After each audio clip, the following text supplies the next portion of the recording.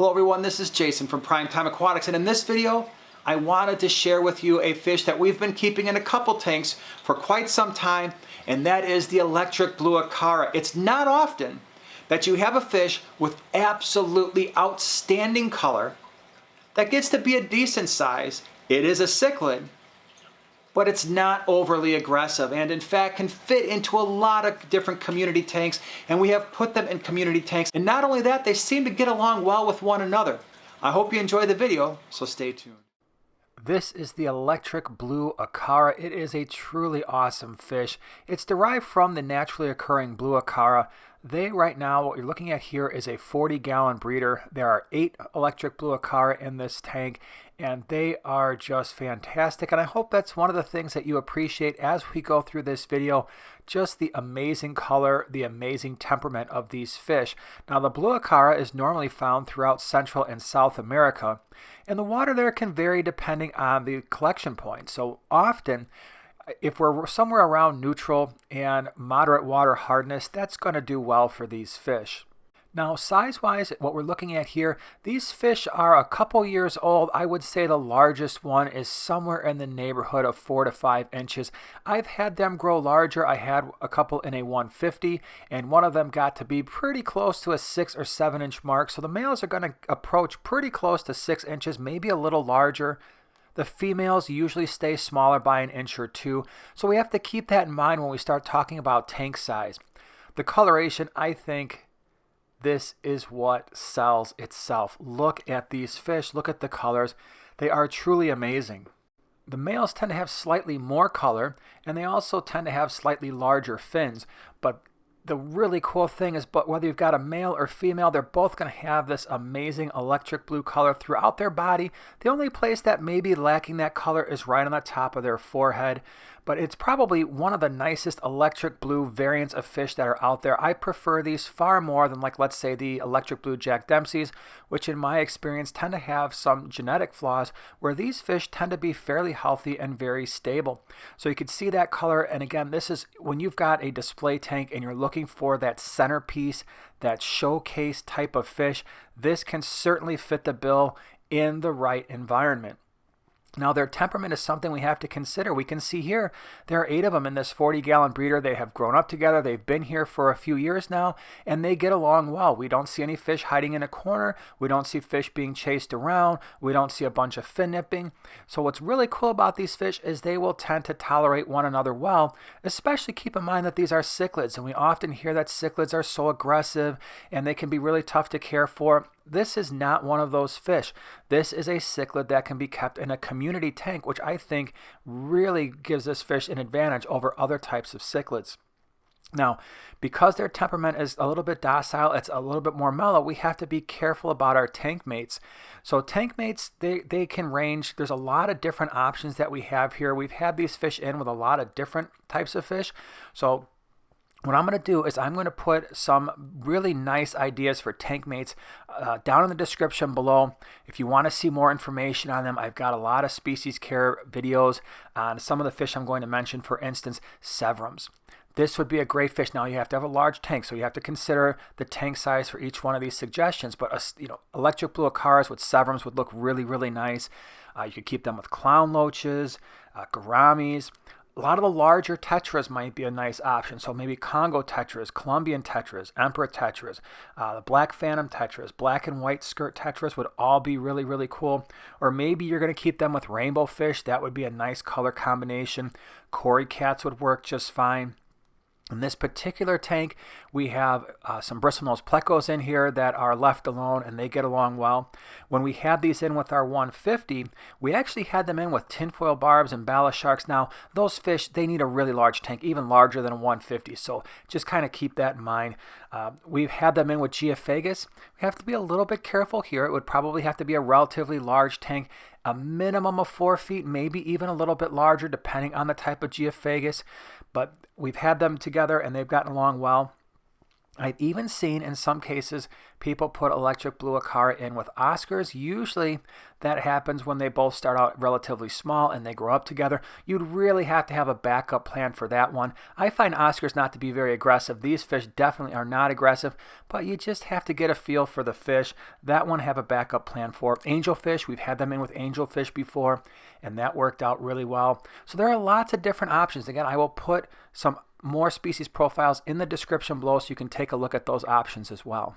So let's talk a little bit about optimal water parameters.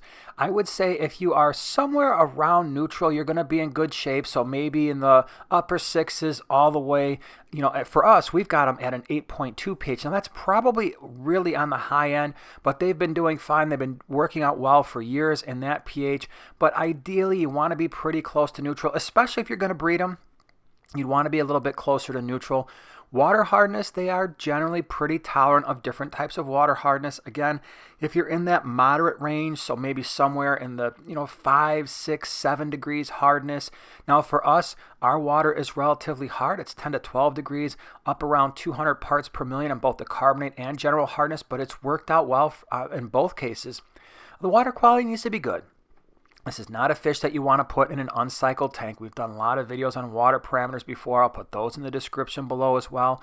But you want to have a tank that's gone through the nitrification process, so no ammonia, no nitrites. And let's try to get the nitrates to around 20 parts per million or less. One of the ways that we accomplish that, you're going to see some roots floating at the top of the tank. That's actually pothos roots, and that's sucking out some of the nitrates just to kind of make sure our water quality is in good shape. Now, when it comes to feeding these Electric Blue Acara, it's a relatively easy process. They tend to accept a lot of different types of food. So we have fed them many different types of flake foods and pelleted foods. They like the frozen bloodworms and frozen brine shrimp that we feed them. They go crazy for that. So they're not going to be super picky. Now, when it comes to decorating your tank, there's a lot of different things you can do. The one thing you might have trouble with are live plants that are planted into the substrate when they're breeding. Occasionally they will like to dig. Now these fish for us in this 40 gallon, they haven't had any interaction really with the substrate. I haven't found them digging at all. And I think part of the reason for that is there's so many, we're really not getting a stable pair that's able to breed in this particular setup. But just keep in mind that yes, there's a potential for them to dig a little bit. So if you want to have live plants in your tank, often floating plants like hornwort might be an option, guppy grass. If you want to keep plants that are not floating, maybe you would attach some anubias or some java fern to a piece of driftwood or larger rocks. That might work out okay. They don't tend to attack the plants as much, at least in my opinion, but they will dig a little bit, and sometimes that will tear plants up that are in the substrate. So what we've done here is we've got some driftwood. We do have a cave set up, but they really haven't used it. Our tank is filtered by sponge filters, so we've got 2 of them. That's the only filtration in this tank. It's worked out well. With this bioload, never had any issues. The tank is being lighted by a Finnick Stingray light.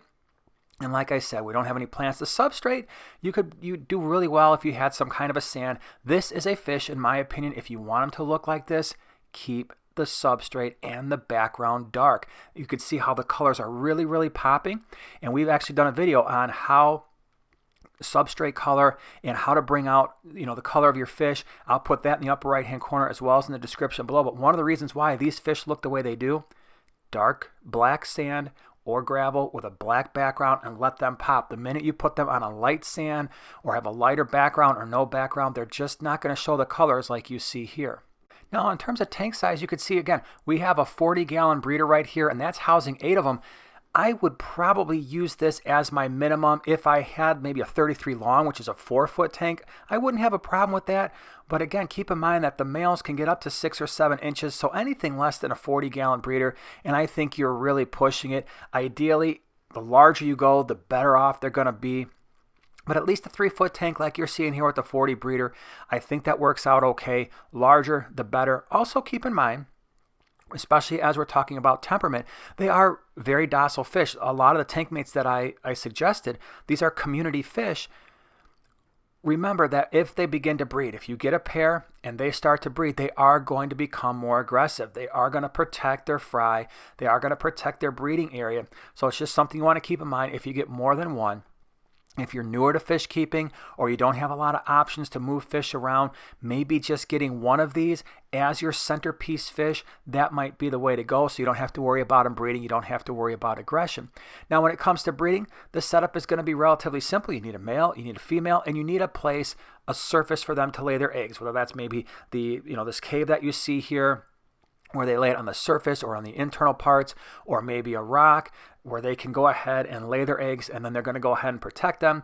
When the fry hatch, we like to feed all of our newly hatched fry live baby brine shrimp. That tends to give us really good yields. I've done videos on how to hatch it. I'll put that in the upper right hand corner as well. But this is a magnificent fish. If you run across them, you get a chance to keep them, and you've got the right setup in a community tank where there's not a lot of aggressive fish there, it could certainly be a good addition, provided that you've got the right size tank. I hope you enjoyed the video, and if you found it useful, share, subscribe, and we'll see you in the next one.